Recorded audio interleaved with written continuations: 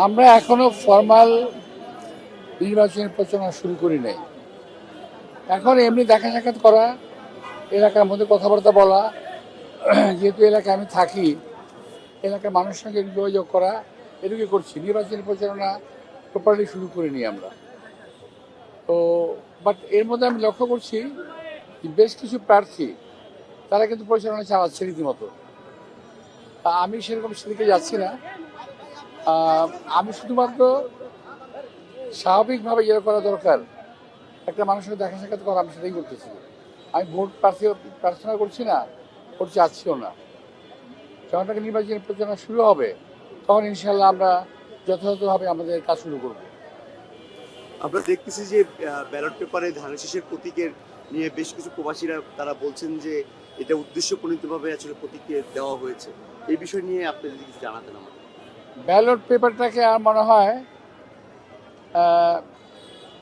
আমি যা দেখেছি বিশ্বের মাধ্যমে, সোশ্যাল মিডিয়ার মাধ্যমে, এটা একেবারেই উদ্দেশ্যমূলকভাবে করা হয়েছে যাতে ব্যালট পেপারটা কনফিউজিং হয়ে যাবে। সিল মারার পরে এটা কনফিউজিং হয়ে যাবে। যে এটাকে আমি মনে করি নির্বাচন কমিশনের এটাকে ঠিক করা উচিত ইমিডিয়েটলি, এবং এটা ঠিক না করে ব্যালট পেপার কোথায় যাওয়াও ঠিক না। আমি আশা করব নির্বাচন কমিশন এটাকে দিকে সুদৃষ্টি দেবেন এবং যাতে বিষয়টা পক্ষপাতমূলক না হয় এটা যেন তারা চেষ্টা করেন।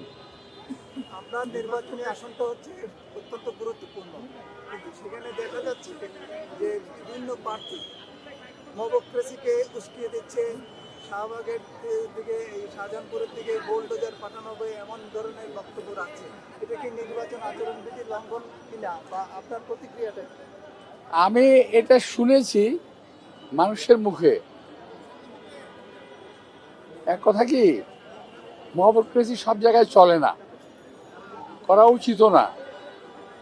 আর ঢাকা শহরে আমি আল্লাহর রহমতে বেশি আসি নাই, একবারে যা ইচ্ছা তাই করে ফেলবে ওটা সম্ভব না। চেষ্টা করতে পারে, তো এটা তাই দায়িত্ব ওদেরকে বহন করতে হবে। আমার শাহজাহানপুর থেকে আসবে কেন ভাই? আমি কি অপরাধ করছি নির্বাচন করে দাঁড়িয়ে? আমি তো নির্বাচন আজকে থেকে করি না।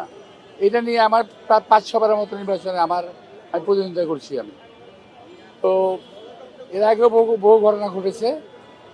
তো ওগুলো কোনো বিষয়ে মনে করি না। যারা নাকি একান্তই দুর্বল প্রার্থী, তারা সবল প্রার্থীর বিরুদ্ধে সময় কথা বলবেই।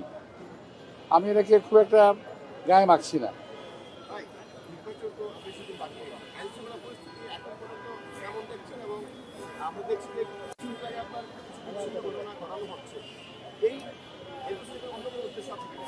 আইন শৃঙ্খলা পরিস্থিতি নিয়ে আমি নিজেও খুব শঙ্কিত।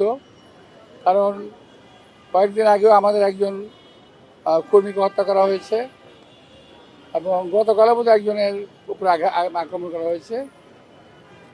আর আইন শৃঙ্খলা পরিস্থিতিটার যাতে আরও খারাপ হয় এই জন্য কিছু কিছু প্রার্থী উস্কানিমূলক কথাবার্তা বলছে।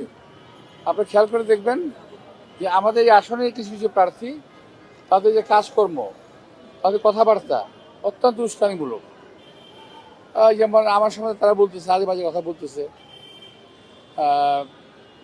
আমি এই ব্যাপারে কোনো রিয়াকশন দিতে চাই না, দিবও না। আমরা চাই নির্বাচনটা সুশৃঙ্খল এবং সুন্দর হোক। ঠিক আছে।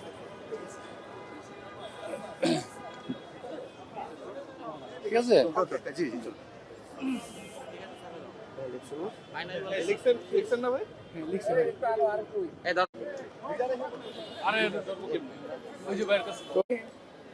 আমার এলাকার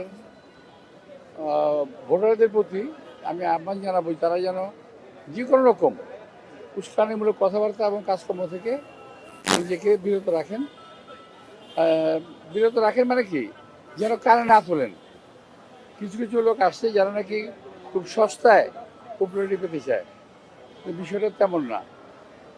তো কিছু কিছু লোক কথাবার্তা বলছে এগুলো মানে উস্কানিমূলক কথাবার্তা, এবং অনেকে নির্বাচন কমিশনের বিধিমালা লঙ্ঘন করে মানে অন্য প্রার্থীর বিরুদ্ধে কথা বলছে। আমি ওগুলো বলতে চাই না, কিন্তু আমি খেয়াল করছি যে উদ্দেশ্যমূলকভাবে উস্কানিমূলক কথাবার্তা বলছে, যাতে আমরা একটা ইরিটেট হই, যাতে একটা কোনোরকম ঘটনা ঘটে। তো আমাদের নেতা কর্মীরা অত্যন্ত সুশৃঙ্খল, শান্ত, এবং তারা কোনো রকম উস্কানিতে পা দিবে না। এটা হলো আমাদের সবচেয়ে বড় বড় বিষয়। আর কিছু কিছু প্রার্থী নিজেদেরকে তুলে ধরতে গিয়ে অন্য প্রার্থীর বদনাম করছে, যেটা নাকি নির্বাচন আচরণ বিধিমালার লঙ্ঘন।